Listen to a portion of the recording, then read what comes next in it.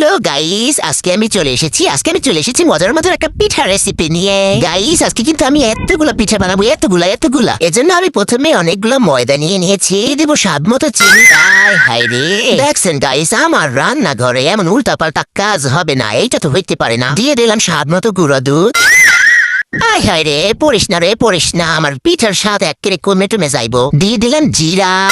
হায় রে, কি একটা অবস্থা, হাত দিয়ে ঠুস ঠাস করে খালি সবকিছু পড়তাছে। দূর গাইস, পিঠা বানানোর কথা বলছি না, আমার মনে হইতাছে কেউ আমার নজর দিছে, বুঝছেন? কেউ আমার এই যে পিঠার কথা শুন না, কেউ আমার খাওয়ারে নজর দিছে, যার কারণে আমার এমন হইতাছে, বুঝতাছি না গাইস। যাই হোক গাইস, আমার এই পড়াপুরি বোম ফাস্টিং মিশাই এইসব কিছুর দিকে আপনারা হইতেছে কান দিয়ে না, বুঝছেন? আপনারা আমার রেসিপির দিকে সুন্দরভাবে নজর দিন যে আমি কিভাবে সুন্দর করে পিঠা বানাই। সব মশলাপাতি দিয়ে আমি এখানে একটা কি বলে একদম গোলা তৈরি করে নিয়েছি, সুন্দরভাবে গুটাগুটি করেছি। তারপর হচ্ছে কড়াইতে পরিমাণ মতো তেল দিয়ে দিলাম। গাইস, এই পিঠাটা ভাজার জন্য কিন্তু কড়াইতে অনেকগুলো তেল দিতে হবে, অনেকগুলো।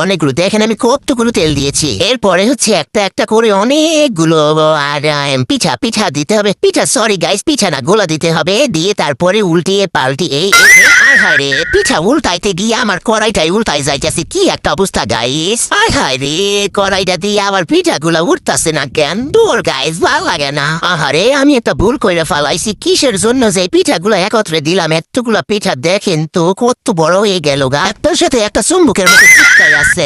আমার ভাল লাগতেছে না, আমার কিচ্ছু ভাল লাগতেছে না। কিন্তু কড়াইটা লাফাইতেছে, সবকিছু পইরা যাইতেছে। হায় রে, কি হইব? আমার মনে হইতাছে, আমার ঠিক মনে হইতাছে কেউ আমার পিঠার উপর নজর দিছে। কতগুলা গাইস রে বসাই রাখছি আমার এই পিঠার রেসিপি দেখামো, সুন্দর লোভনীয় পিঠার রেসিপি। এটা কখনো হইতে পারে না। ওয়াও গাইস, আমার এই পিঠাটা হয়ে গেছে। দেখ কি কয়, বড় পিঠার মতো ফুল উঠছে। গাইস, এখন একটু ভালো লাগতেছে।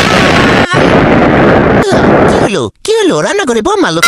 দূর, ভাল লাগতেছে না, কি হইতাছে? পিঠাটা পইরা গেল। পিঠা করবো উরে গাইস, পিঠাটা তুলতে গিয়ে আমার হাতটা পুইরা কি হইলো দেখেন তো। যাই হোক গাইস, কষ্ট পাওন যাইবো না, কথাই তো আছে, কষ্টের ফল অনেক সুন্দর হয়, মিঠা হয়, সুস্বাদু হয়। দেখেন গাইস, গরম ধোয়া ওঠা পিঠা, ওয়াও কত সফট হইছে, খাইতেও তো দারুণ মজা লাগতেছে গাইস। আপনারা কিন্তু চলে আসেন। যাই হোক, আজকের মতো টাটা, বাই বাই।